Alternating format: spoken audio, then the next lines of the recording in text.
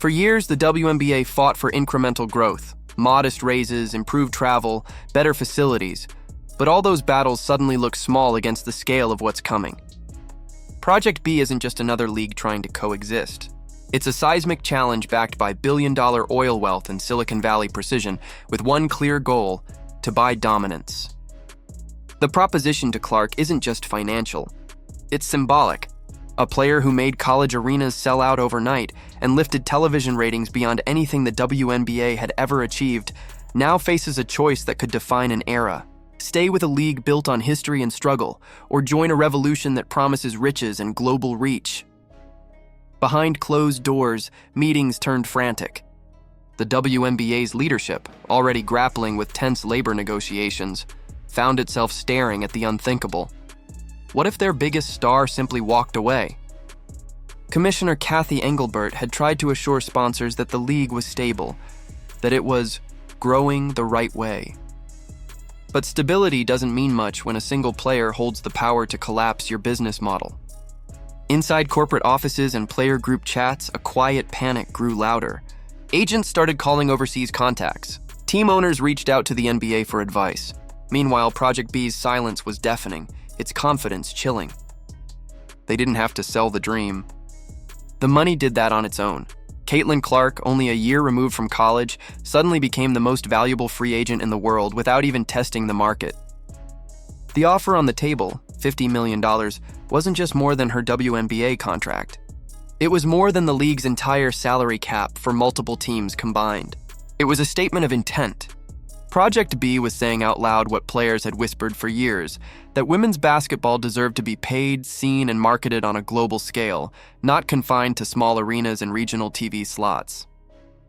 The moral questions, Saudi funding, political implications, the ethics of sports washing were real, but so was the appeal of financial freedom. For athletes who had spent their careers fighting for respect, here was a chance to claim it outright.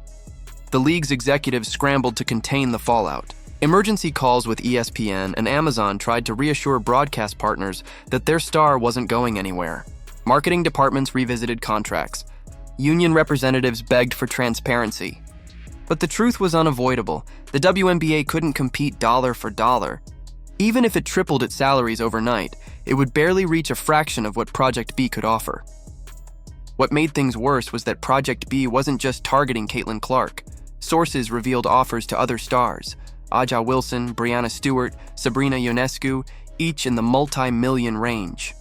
For players who had juggled off-season gigs overseas to make ends meet, these offers were life-changing. And then there was Unrivaled, the player-founded 3x3 league meant to be the grassroots alternative. Once hailed as the next evolution of women's hoops, it suddenly looked fragile, overshadowed by Project B's avalanche of cash. Co-founders Nafisa Collier and Brianna Stewart wanted empowerment through ownership. But how could they compete with billionaires who didn't need to make a profit? Even loyal supporters admitted it was a mismatch. As one insider said bluntly, "You can't fight oil money with passion." For Caitlin, though, the decision wasn't simple. Loyalty versus legacy. Staying meant being the face of a league she'd single-handedly revived. But it also meant years of frustration, poor officiating, brutal travel schedules, and paychecks that didn't reflect her global influence. Leaving meant wealth, control, and a platform to expand women's basketball beyond anything the WNBA could imagine. Yet it also meant stepping into the eye of a political storm, aligning with a regime whose motives went far beyond sports. Every interview she gave, every cryptic comment about growing the game worldwide, only fueled speculation. Fans took sides online. Some said she owed it to the WNBA to stay, to finish what she'd started. Others argued that she had already done enough, that no athlete should be expected to sacrifice financial security for symbolism. The debate grew fierce, turning Caitlin Clark from a basketball player into a lightning rod for global discussion about gender, money, and power. And while she stayed silent, Project B thrived on the attention. Every rumor became free advertising. Whether she joined or not, the league had already cemented itself in the public consciousness as the future. Behind the spectacle lies a deeper truth. Women's basketball has reached a breaking point. The WNBA has always been built on heart, not profit. It has survived because players and fans believed in its mission even when corporate America didn't. But now, heart might not be enough. Project B's billions have exposed the vulnerability of a league that's been underfunded for decades. If the WNBA can't adapt, can't pay, protect, and promote its stars, it risks being swallowed by the same forces that once ignored it. For Clark, the stakes couldn't be higher. Signing with Project B would make her the richest woman in basketball history overnight, but it could also fracture the sport she helped elevate. Staying could preserve the WNBA's fragile ecosystem, but it might mean watching other stars leave while she carries the weight alone. Either choice changes everything: the players' union, sponsorships, even how young girls around the world dream about their futures. Project B's founders, meanwhile, are watching quietly, confident in their long game. They've seen this story before. They watched Live Golf dismantle the PGA's monopoly. They know that disruption isn't about being better, it's about being bolder.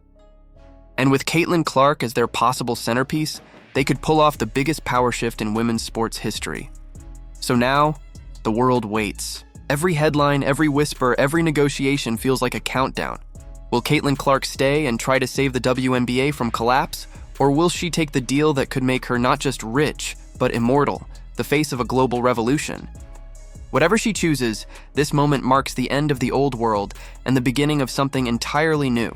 Because whether she signs or not, Project B has already changed the game. It forced the WNBA, its owners, and its fans to confront a question they've avoided for too long. What happens when passion meets power and money finally decides who gets to lead the future? Now it's your turn.